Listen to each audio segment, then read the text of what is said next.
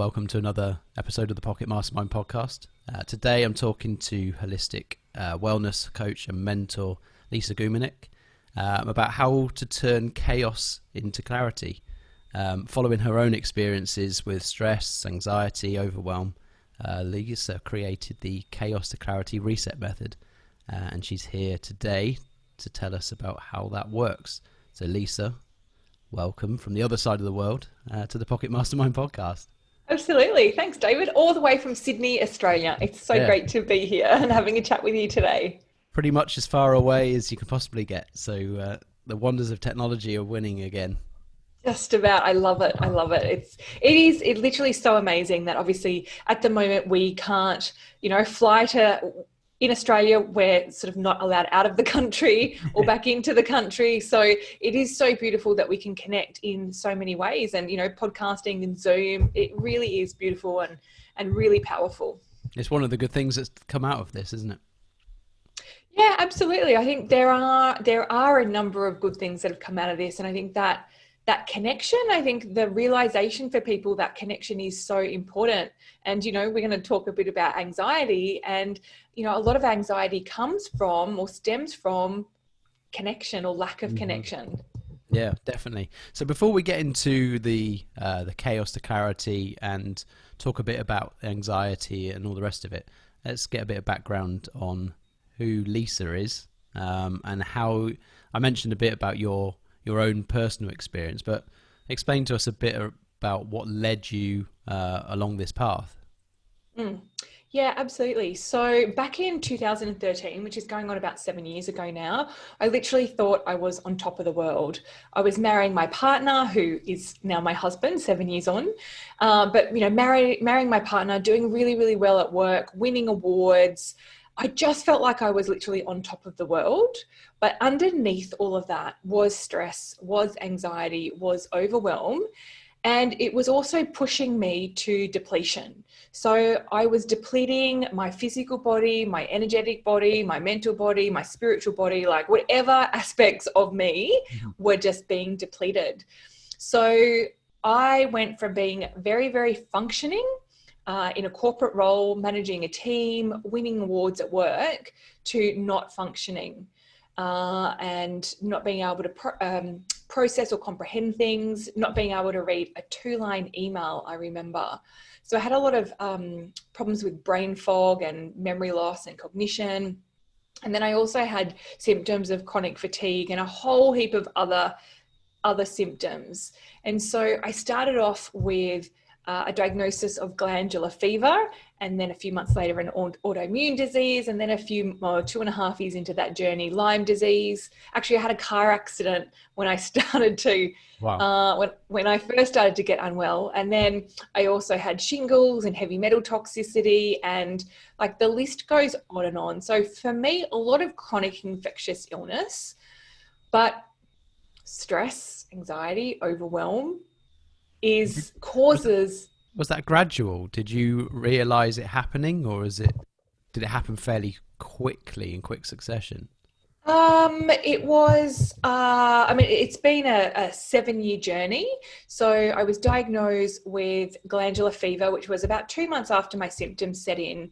And then about 3 months after that, an autoimmune disease, and 2.5 years after that, Lyme disease. And I think about 2 years after that was shingles, and there's other bits and pieces obviously then thrown into the mix. So it took quite a long time for the different diagnoses, I guess you could say, and the realization of sort of, what's happening and what's happening within my body.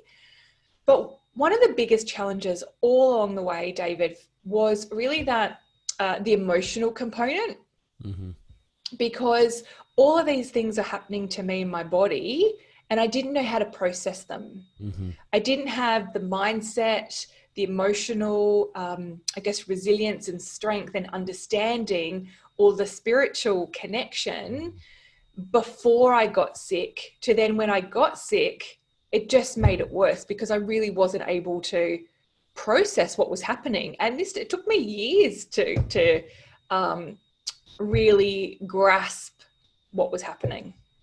And I guess it's a bit of a snowball effect then. So once one thing happens and you don't have the coping mechanisms, your susceptibility to other issues increases, right? Hmm. How do you, how did you like kind of stop that snowball effect? Because obviously at some point it got to a place where enough was enough. So I'm really interested at how you then gained that clarity and the skills, the mental cognition, or whatever it was that allowed you to then put the brakes on and start to reverse that experience. Yeah, absolutely. So, being a type A personality, I was always pushing and always, trying, what can I do next? What can I do next? What can I do next? So I started off right from the beginning. I was determined to like recover and do as, whatever it took. And I started off with the physical things. What can I do from a nutritional perspective? What practitioners do I need to see? What can I do from a supplement perspective? What therapies can I have? Colonics or acupuncture or naturopathy, or I tried so many different therapies. So it got to the stage that I was doing all of these therapies, but I thought there's something missing. Mm-hmm. And at one stage, one of my practitioners said to me, Lisa, I think you have trauma in your nervous system. And You that, say, what does that mean? well, yeah, what does that mean? But it was actually interesting because I don't quite know what this means, but this feels so right to me. Like literally I thought, oh my goodness, yes, yes. But I also don't think I should have trauma because Mm. I haven't had any major traumas. I haven't been my family hasn't, I haven't had any family abuse. I haven't had, there hasn't been any violence. I'm still with my partner. And, yes, I've been sick for so long. But what I hadn't realized is there's a lot of things that cause trauma. Being sick for so long is a Mm-hmm. trauma. Chronic stress is a trauma, or chronic anxiety is a trauma. Mm-hmm. So all of these things, events, experiences, the inability to process emotions gets trapped and stored in the body and in the nervous system. And so then it's about getting it out of the nervous system. And I don't think we realize how much we hold on to if we're not able to process it effectively and find a release for it, because yeah, all of that energy is stuck somewhere, right? Good Yeah, or bad. yeah, absolutely. It's physical energy. It is emotional energy. It's thoughts is energy. Mm-hmm. So all of these different things do get stored in our body and they get trapped. And so it's really interesting because stress, the Center of Disease Control in America, did a research paper, and identified that stress causes 90% of disease. Wow. 90% of disease. 90%. I know. And you think how common stress is these days, of varying degrees, and we're more equipped to really deal with short bursts of acute stress, and we tend to live in this state of chronic stress.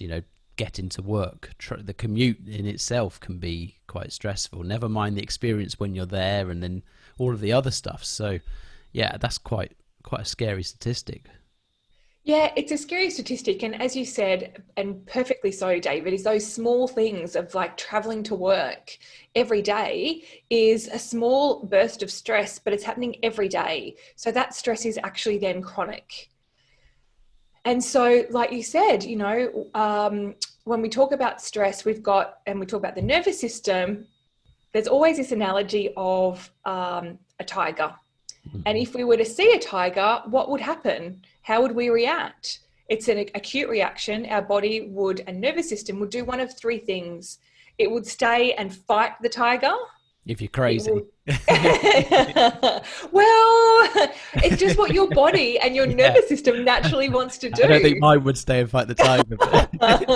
No, I think I would like to do the second one, which is flee, get out of there as quickly as possible. But I actually have a feeling that my nervous system, and this is number 3, is to freeze. Mm-hmm. So you fight, you flee, or you freeze. And so, you know, we're used to doing that with tigers, or that's our body's natural response mechanism. But things like, you know, the chronic stress of getting to work can put our body into a fight, flight, freeze mode without us realizing it. And one thing is our mobile phones. Mm-hmm. You know, they go ding constantly, and each time that the phone rings or there's a ding, it's a shock to the nervous system, and it can put you into that fight, flight, freeze mode. So what we have in our society is this accumulation of experiences and stressful experiences that increase our cortisol, weaken our immune system. So that makes us more susceptible to illness and dis-ease. And so in my situation, a lot of the you know, the stress that I put on myself and expectations, that causes stress. Then when I got sick, so one is it depleted my immune system so much physically with the nutrition, the emotions, the mindset, that it made me weaker. And so then when I got sick, my immune system is suppressed. I don't have the emotional, the mental, the spiritual coping mechanisms and tools. So then I'm stuck in this loop of illness because I don't know how to get out. I don't know what to do. And a lot of it was that the trauma, the emotions that was stuck in my body that I needed to release. And it starts to feed itself, I suppose. Like you kind of just in this spiral that's a feedback loop that goes round and round and round until you find the way off. So what was it that really started to make the big difference for you? So for me, the big difference, and look, all aspects are important and made a difference. So right from the beginning, I made nutritional changes, and that's really important. But for me, it was, and I very much look at things from a holistic perspective, but for me, it was the emotional side, the emotional and the thought side. So tapping into the traumas and the unprocessed experiences and really understanding what they are and releasing those from the body. So it's kind of like, I describe it like where our body is like a bucket, for example. And then, you know, we generally are born and it's empty, and then we have some experience and it gets stuck in the bucket, and another experience and it gets more and more stuck. And so things like anxiety, stress, overwhelm, feeling stuck, unmotivated, and various symptoms is that actually that bucket overflowing. So the body has all these things like trapped inside it, and the symptoms are saying, hey, body, I can't cope anymore. I need some help to release these things. Can you please help me? So it's really a sign. And so for me, it was releasing those things from my trapped bucket, from my nervous system, that have really made a difference. And how do you go about that process? Yeah, so that process is, well, it's really an amazing process. So I've created a chaos to clarity reset process to help guide people through that journey. So the first one is to have an understanding of, or to actually create the vision that people want for themselves. Now, when you are in a situation of, you know, chronic illness or stress or anxiety, it can be really hard to create a vision. Sometimes it's, I just don't want to have, you know, these symptoms. I don't want to feel like this. And people don't often know that it's possible to have so much more. Mm-hmm. So So it's reframing away from what you don't want to have to more about what you do want to have, kind of more of yeah, a try and frame a more positive moving towards rather than moving away from. yeah, absolutely. Because once you set that intention, it makes it possible. Mm-hmm. Because as we know, I think it's Bruce Lipton, and actually it's probably Joe Dispenza, talks about, you know, our thoughts is one of the first things that happens before things are actually created. Things happen in our energetic body before they happen in our physical body. Yes. So dis-ease happens energetically before it comes into our physical body. Our thoughts, things happen in our thoughts before it actually becomes a reality. So yeah, having an understanding of what it is that you want. And that might be, you know, an ultimate mindset. It might be a certain level or amount of well-being, or a certain amount of clarity for a lot of people. And ultimately, that's generally what comes through the whole process is clarity. But so step number 2, so first is create create the vision. Mm-hmm. Number 2 is identify. And so that is about identifying the roadblocks to that vision. What is stopping you or people from achieving that vision? So it could be the limiting beliefs, it could be negative thoughts, it could be trapped emotions, it could be past traumas, it could be, pathogens or, a lack of well-being. Whatever it is, it's about identifying what those barriers are. And there's a number of really creative ways to go about that. So, some people think, oh, well, I don't know ultimately what the barriers are, but your body knows. Mm-hmm. Your body knows everything, because what we work with generally on a day-to-day basis is 4% of us, which is our conscious mind. We're made up of 96% subconscious. And that subconscious remembers everything from the moment that we were born, who was there, who attended our first birthday party, what presents we received, what did the cake look and taste like. But if we were to remember all of that, our bodies would be so overwhelmed. So we only access the subconscious and those deeper parts of us in memory when we need to. And that's where actually a lot of the blockages come from. They're all within us, and we go and explore where they are. That's the identify step 2. Step 3 is to release them. So it's release, it's process, it's clear. Ultimately, those underlying root causes for the dis-ease that you're experiencing. How do you release? What defines releasing? So releasing, there's a number of methods that I use. So the concepts of psychoneuroimmunology, which is the science behind relaxation techniques. And psychoneuroimmunology is the endocrine system, the nervous system, and the immune system. So it's techniques that focus on those components and that are evidence-based. In addition to that is some of my favorite methods for people to access this information within themselves is things like EFT, which is known as emotional freedom techniques, or Never also heard. Interesting. never heard of that, David. Educate me. So emotional freedom techniques is also known as EFT for short, or tapping.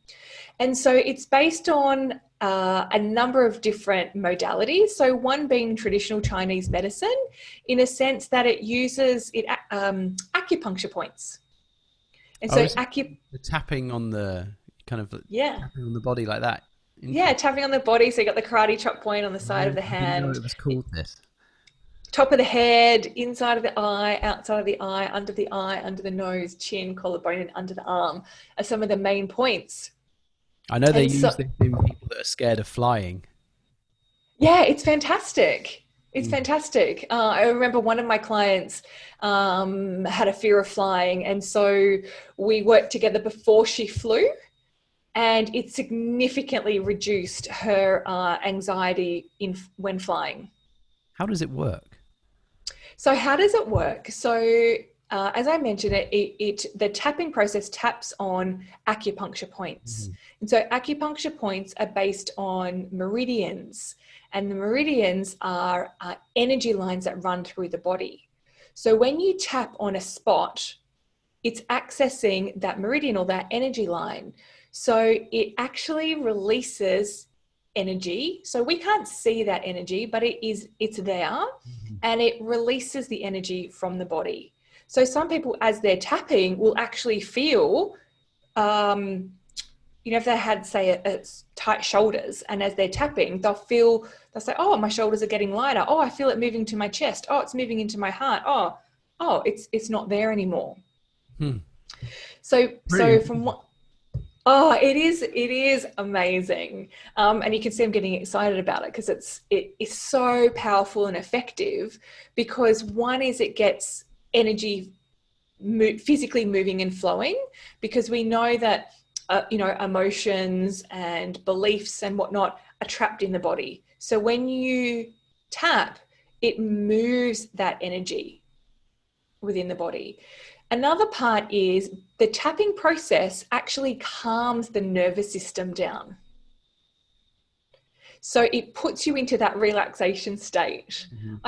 I had a client session this morning, and they had never done this process before. And we did 1 round or 2 rounds of tapping, and actually they felt energy moving through all of their legs, and then felt really relaxed. I said, "Oh, I feel really calm and relaxed."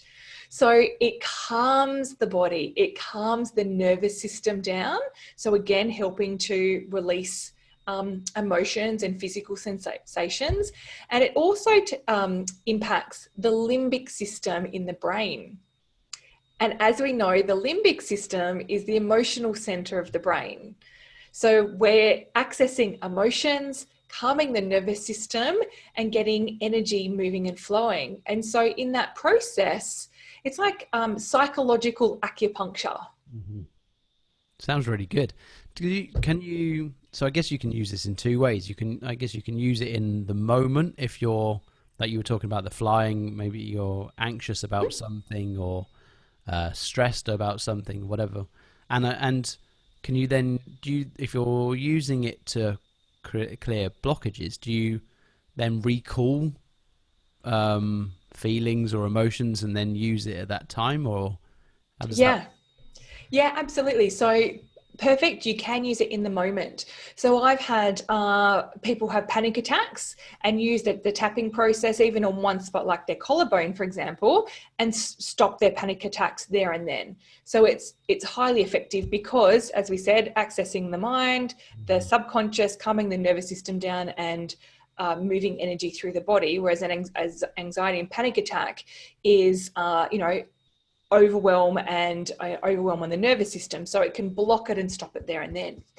And then, as you said, the other aspect is to go back and process an experience. So it might be that, I'll give you an example. So it might be that someone has, just say you have chronic anxiety, for example. And so different things are different triggers for you. But you might want to know, or not just want to know, but to be able to get to the root cause of your anxiety. So these triggers are happening, but that's actually not the root cause. Your anxiety started because of a particular event or experience or something that happened that your body hasn't processed, and it's stuck in the body and you need to process it. So you do the tapping process to access the body and the subconscious mind, and I guess go back in time to experience when it happened, and to clear it and to get resolution from that point. And then it clears it all the way forward from potentially, when you were young, 3 years old or 10 years old. And it's, as you mentioned earlier, the concept of reframed. So it's not just reframing from a conscious perspective, it's actually reframing from a subconscious perspective. Because I imagine, I think I'm fortunate, I've never really had anxiety. I've definitely had stress for sure. But what I hear from people who do suffer with anxiety is quite often you don't know what the trigger was. Being able to identify what that was in the first place, I assume, is fundamental to being able to put a resolution in place. Otherwise, how do you fix something you don't know where the trigger was originally, because it could have moved on over the next 20 years. Yeah, absolutely. And it does move on, and it grows and it changes. So a lot of people don't know consciously where it started. Well, some people do, because there may be some kind of trauma that they're aware of. There may have been a car accident, or, for me, I had a car accident. Chronic illness for a long period of time is trauma, but I had a number of different traumas and experiences that were trapped in my body. I had, I have clients who have done a lot of talk therapy. And they've had years and years and years of talk therapy, and they feel worse after doing talk therapy, because they say that, well, the body and the nervous system doesn't know the difference between when the trauma occurred and then when the body's talking about it. So they're like being re-traumatized and it's bringing it back up. So this stops that process from happening. But also, so I've had clients who have been in talk therapy for years and years and years, and haven't been able to identify the root cause of when their anxiety started. And I literally had a client just the other day where through this process and accessing the subconscious mind, that cause was, I guess, to some extent revealed. And so in identifying the cause, you use the tapping process to reduce the stress, the anxiety and overwhelm that happened at that time, and I guess ultimately clear it and release it from the body, so it's not there and it doesn't cause that blockage anymore. It's interesting about the talking therapy, because I've often thought that is how does reliving an experience over and over again, and I suppose they must work for some people, but for me, I think it would probably just keep re-triggering it. And like you say, the body has no concept over real and imagined, because it's only ever processing what goes through your mind, your thoughts, the amygdala anyway. So whether you've seen it with your eyes or you've imagined it, there's really no difference, and the body will respond in its way. So one other question I've got for you really is, what kind of mind techniques can people employ to overcome a stressful situation or an anxiety attack? So you can use the tapping. What other mental framing can you use to get past those situations and get to a place of clarity? Yeah, so I really like the tapping part, because you can actually say what's happening. So if you're in an anxious state, you can tap and at the same time say, I'm feeling really anxious. I'm so anxious. I'm feeling really anxious. Whereas if you were just talking about it and saying, I'm feeling really anxious. I'm feeling really anxious. What's going to happen? This is, I guess, a demonstration of what we just talked. What was that? It perpetuates, right? It perpetuates. So the amazing thing about tapping is that it actually breaks that cycle even when you're saying it. So you tap and you say, I'm so anxious, I'm so anxious, I'm so anxious, feeling really anxious, I don't know how to clear this. And it actually breaks that cycle. So it's not just about, I guess it goes beyond the mental side, because sometimes the mental side can be really, really challenging to break that cycle. And that's why I like to add the tapping component in there, because it is just.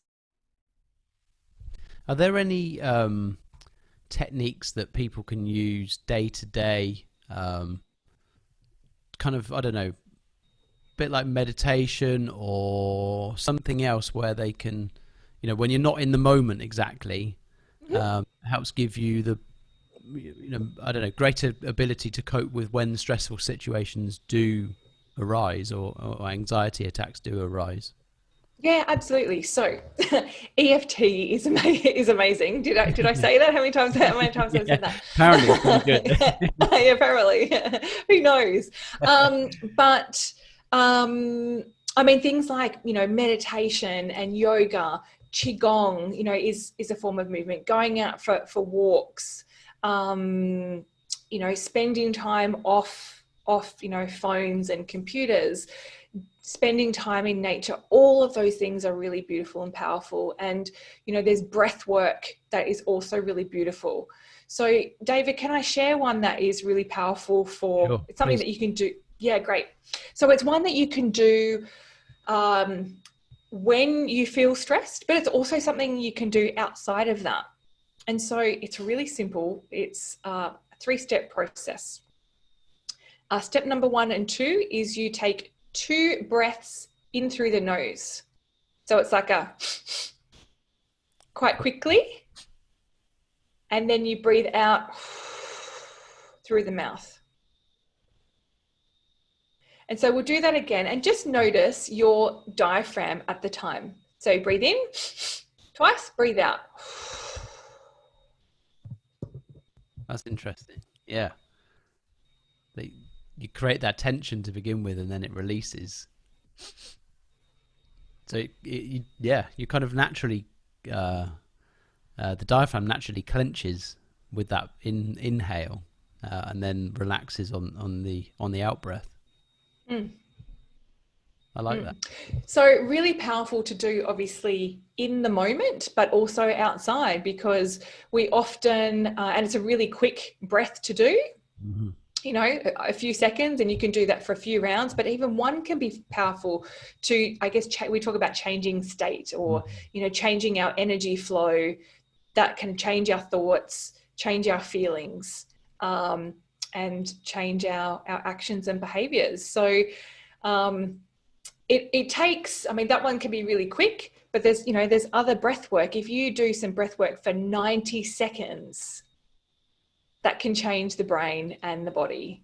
It's 90 seconds. very powerful. I think we take it for granted, Mm, 100% breathing, but and we all learn to breathe better, and you can be skeptical about that kind of thing, but it does make a massive difference. Everything within you starts from that breath, really, mm, and you can absolutely control.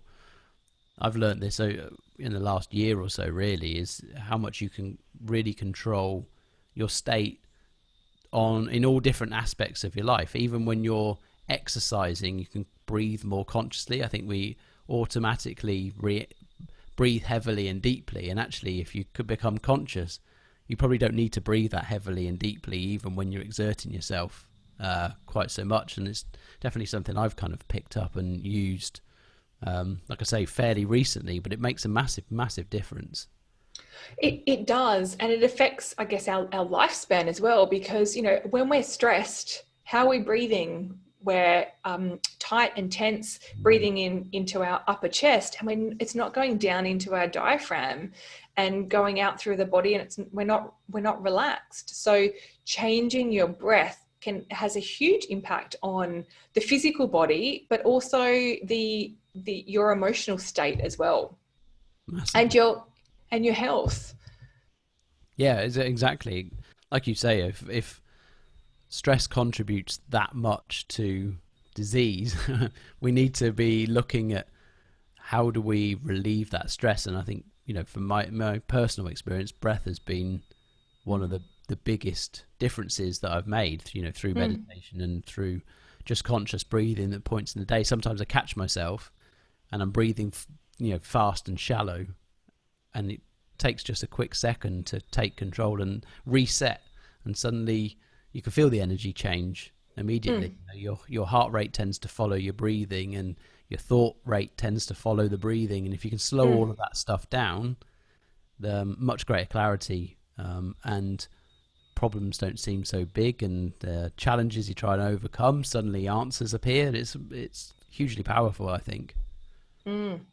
So it's often about equipping and empowering people with tools and techniques. So that is my kind of step 5, or jump step 4. But step 5 is really about empowering people with different tools and techniques, that education and that training. I'm about to, oh, excuse me, about to That's sneeze. Thank you.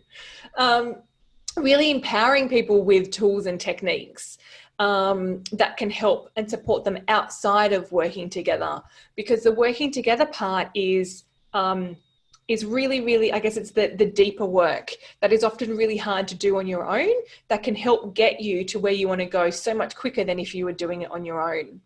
And you can only be with people for so much time, right? So you need to help develop those skills that they can be employed by themselves in between, I guess, to kind of level out the peaks and the troughs over time.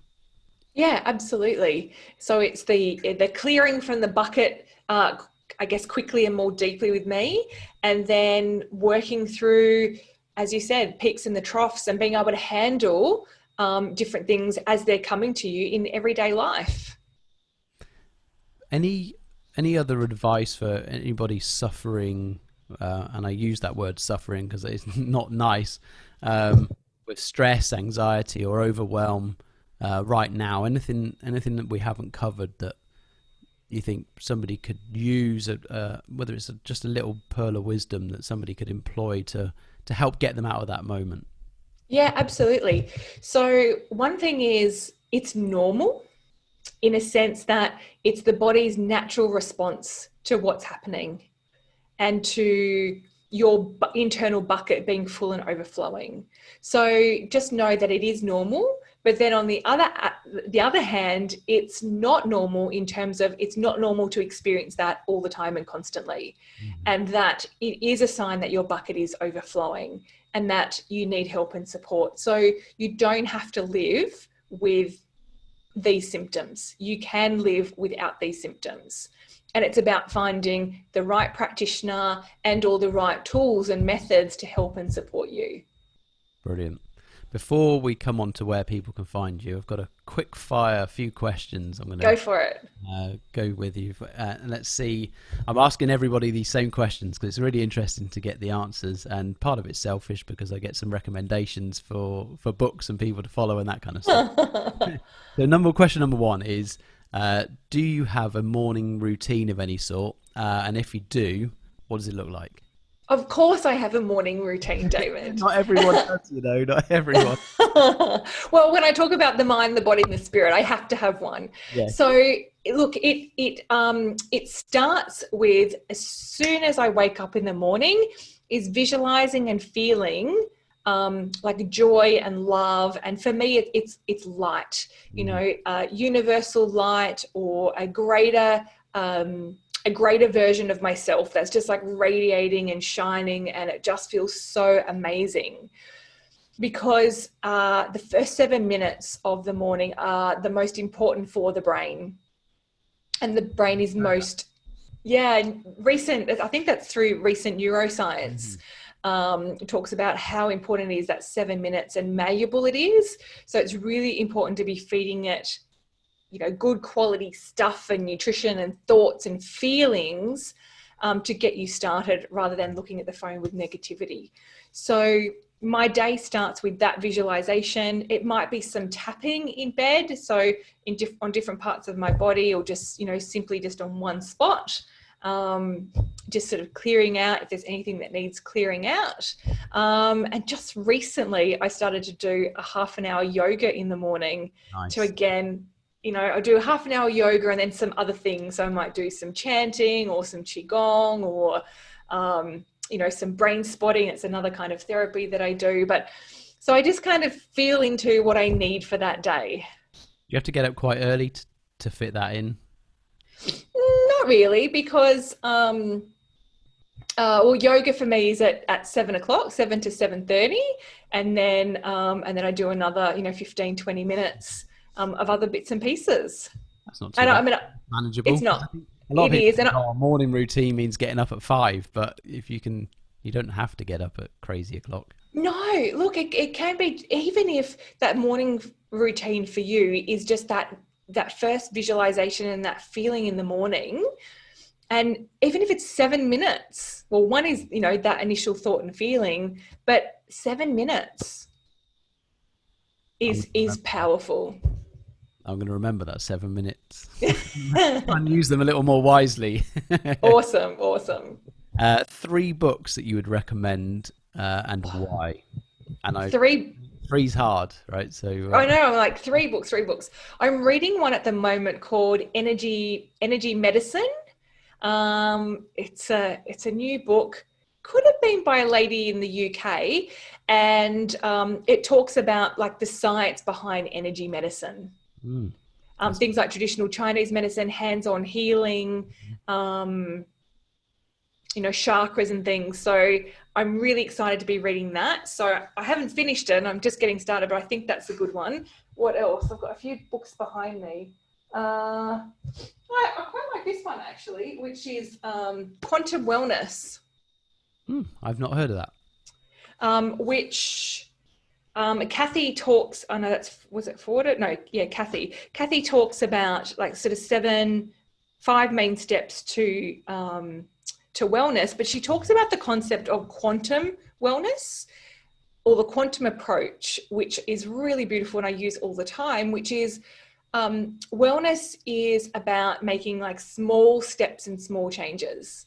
And when you make those small steps and small changes, then you end up with these big leaps in wellness. Mm-hmm. You know, people think, oh, Compounding, really. yeah. Yeah. Yeah, and it's those small changes and those small tweaks that get you there, not necessarily those like big, you think, oh, I've got to do, change all of this. It's the small things are achievable. So that's a really beautiful one. I like that. What's the third one? Third one, because it's behind me here. There's so many good books. I'm a bit of a bookaholic. I have a whole massive cupboard over here that's full of books. Yeah, me too.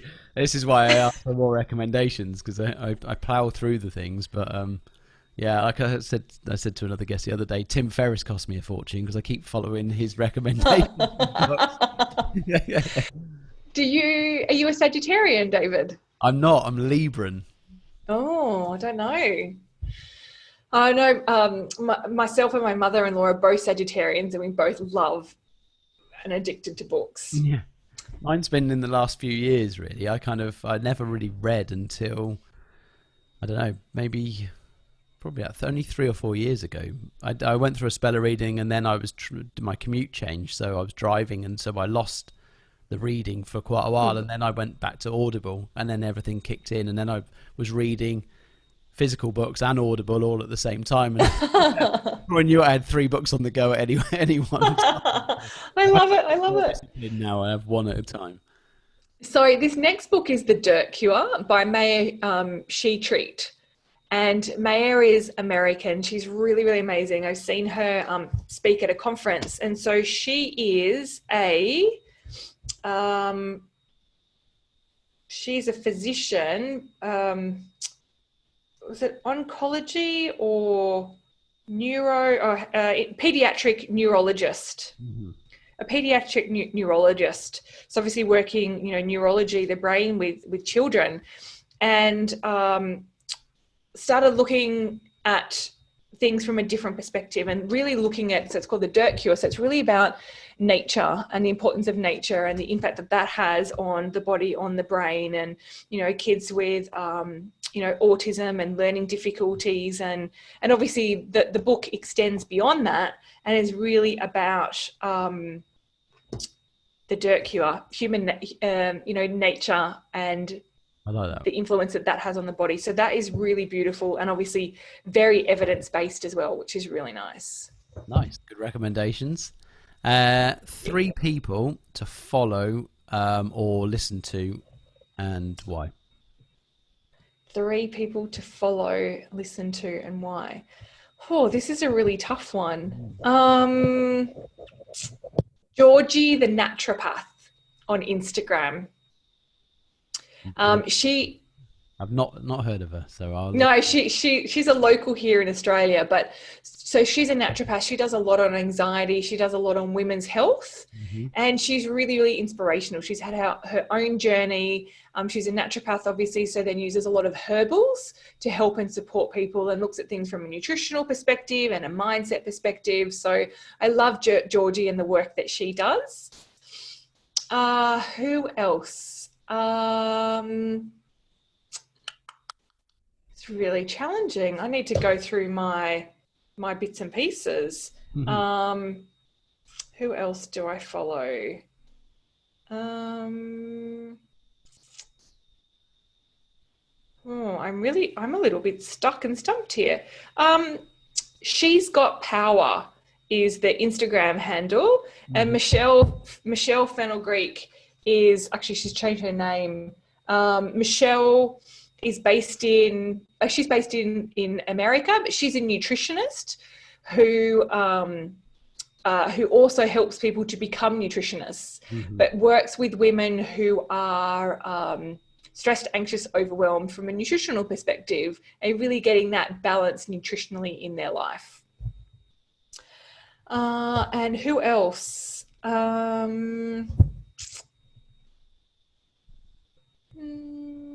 a challenge. Oh, yeah, it is. I'm like, oh my goodness, you have put me on the spot. I'm completely unprepared here. Dr. Daniel Pompa. Don't know him. Dr. Daniel Pomper is someone. Three recommendations here that I'm not aware of, so it's good. So Dr. Daniel Pomper is based in America, and he is I think like an integrating functional medicine practitioner. He actually came from a recommendation. So someone recommended him to me. And I love the work that he does, and I've been following for many, many years. But he does a lot of, he does talks every day, but a lot on fasting Oh, interesting. and the benefits of fasting and how important that is, and a ketogenic diet. But I mean, ultimately about the optimal diet and nutrition for the body. So he's very much into fasting, and every few months does a group online fast. And I can't remember how many people are in the Facebook group now, but I think there's probably over 50,000 people in the fasting for a purpose, I think is the group. There's 31,000 members in the Wow. group. And so he will do a fast online. He will talk to you in preparation, so a few weeks prior, and build you up so that you're having the right nutritional intake to be able to do the fast, talk you through the fast. It's really amazing, and something that is helps, I guess, the mind, the body, and the spirit, because it's cleansing in all different levels and layers. Yeah, I've read a lot about fasting fairly recently, and something I'm quite interested in. I work out how to fit it in with exercising. Is I haven't quite figured out yet, so I need to do some more research. Well, you can just start by increasing your eating window. So if you normally eat at 7 a.m. in the morning, then try 8 a.m. and then try 9 a.m. and 10 and push it back. So you can do your intermittent fasting. Yeah, I did that for a while actually, and Yeah, quite good. I mean, great. I got used to it. It was fairly straightforward, particularly when I was traveling. I was normal day-to-day work because I just eat dinner and then not eat until lunch. Mm. Um, my schedule's changed somewhat, and I tend to exercise in the morning now, which has kind of thrown a spanner in the works. So I need to figure that bit out, particularly when I go cycling, because no food and cycling doesn't seem to work very well. Yeah, yeah. I'll figure that one out. Um, okay, so three good habits or disciplines that you've adopted that you feel have made the biggest difference to your life. Three habits and disciplines would be that morning routine, Mhm. that visualization first thing in the morning, adding tapping into my day or when things are happening. And three things is I'm just sort of looking over on the side here. I'm just like, it's creating a space Mhm. for myself. So I have my yoga mat down. I've got a little cupboard and some things on top. So my music is on there. I've got some books. I've got some essential oils and crystals, and a real little space for me. And I've been where I am now for a year and a half, and I didn't have this space and this area. So I wasn't able to really. I didn't feel.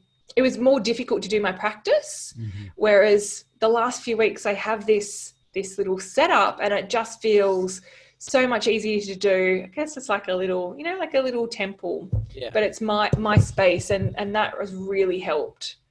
Yeah, it's nice if you've got somewhere where you don't have to keep packing away and setting up and packing away and setting up, because it creates barriers, right? And that's something I've found with this lockdown, is now doing everything in more or less one area is actually more challenging than leaving and going to the gym, because that was a set pattern, whereas Yeah.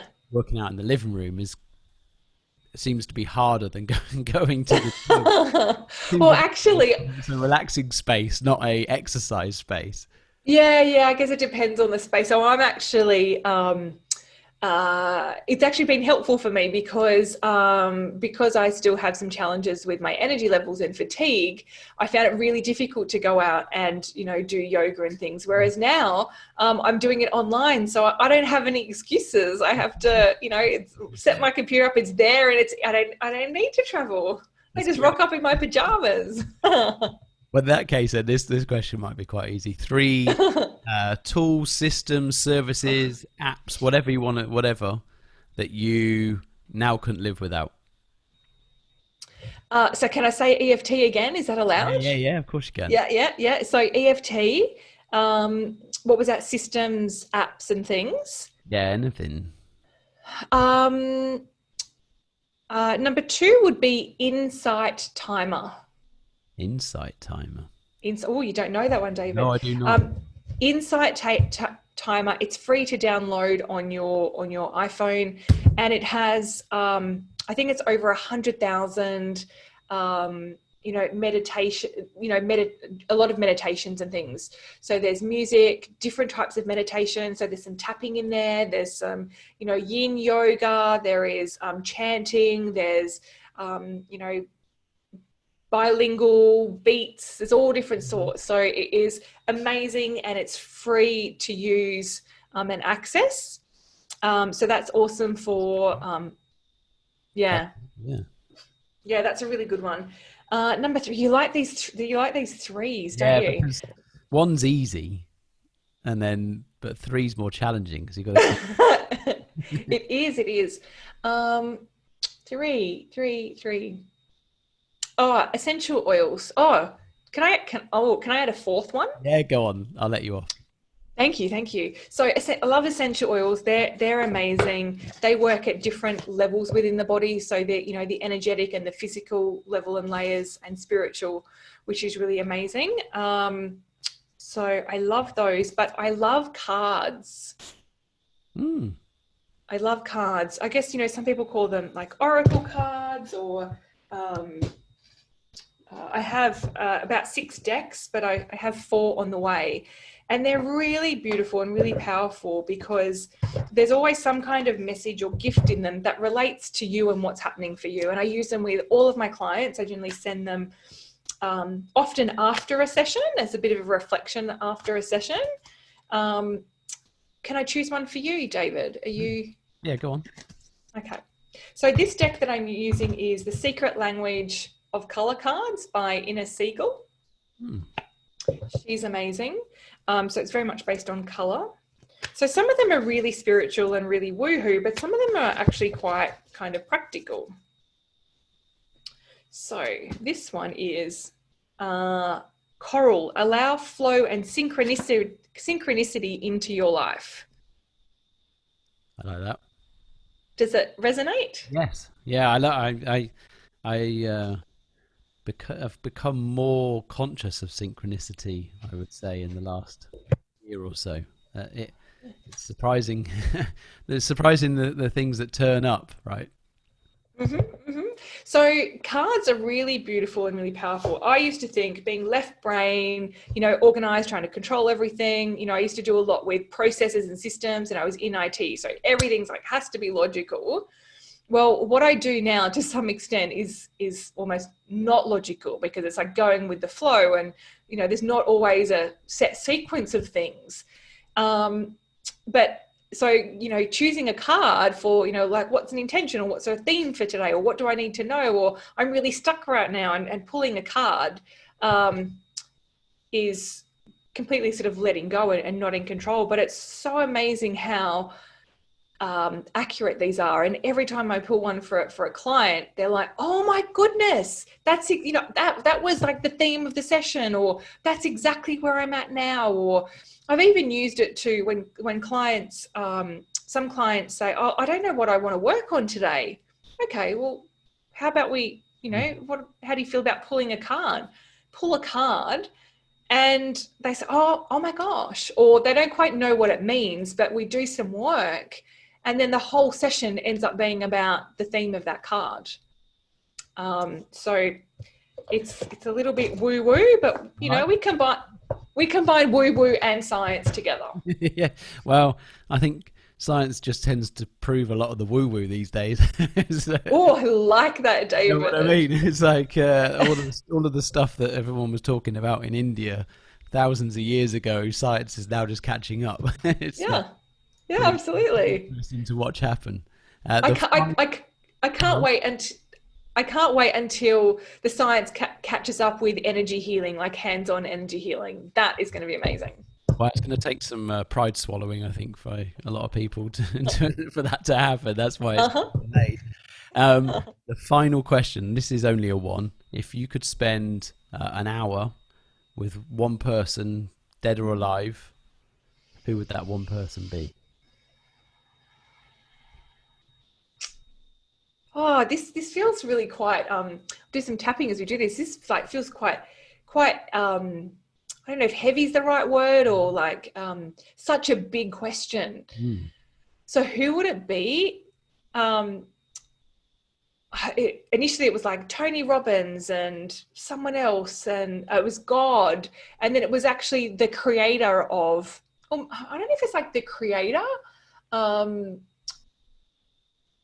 yeah, I guess the creator of kind of like the universe. So for me, when I visualize like the quantum field, or me, and what else is out there, I visualize this, or I see this beautiful like golden light, and that comes through in a lot of things, in meditations and visualizations and things.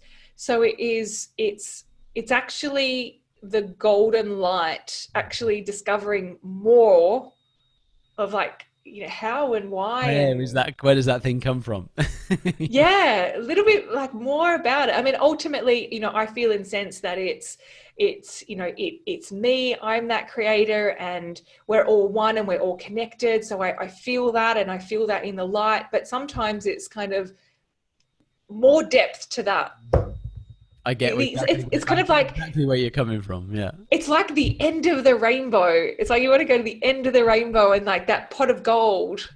Does the end ever? Is there an end to the rainbow? That's the thing. Who bloody knows?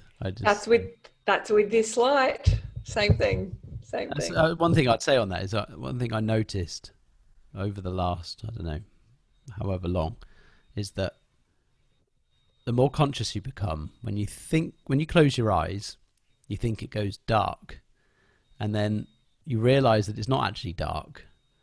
You can find a very, very bright light when your eyes are closed, if you're conscious of it in the right place. You kind of take it for granted that you close your eyes and it goes dark, and I found it doesn't actually go very dark. It goes quite bright, and I have to work for it to go dark, not for it to. Yeah, fantastic.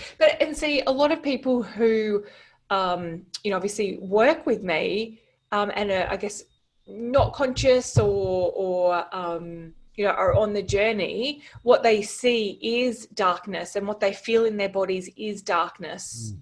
And it's about paving the way for them, empowering them so they can see the light and experience it, and they're not stuck in the different experiences and emotions and thoughts that are keeping them in the darkness.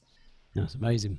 Well, we have slightly overrun, but it's been very interesting. Thank you very much for giving up your time and coming to speak to me. Where can people find you and find out more if they've enjoyed listening to this? Thanks, David. I've had such a ball chatting here, and I hope the listeners have too. So where people can find me is lisagumieniuk.com. That's GUMIENIUK.com, as well as Facebook and Instagram, which is Lisa Gumieniuk Coach, and my Facebook group, which is Chaos to Clarity Reset. Perfect. And I'll make sure we've got all of the links when this goes out. Thank you so much. Thank you very, very much for giving it your time. Have a lovely evening over there in Sydney, and hopefully we'll speak again soon. Sounds fantastic. Thank you. Great. Cheers, Lisa. Bye.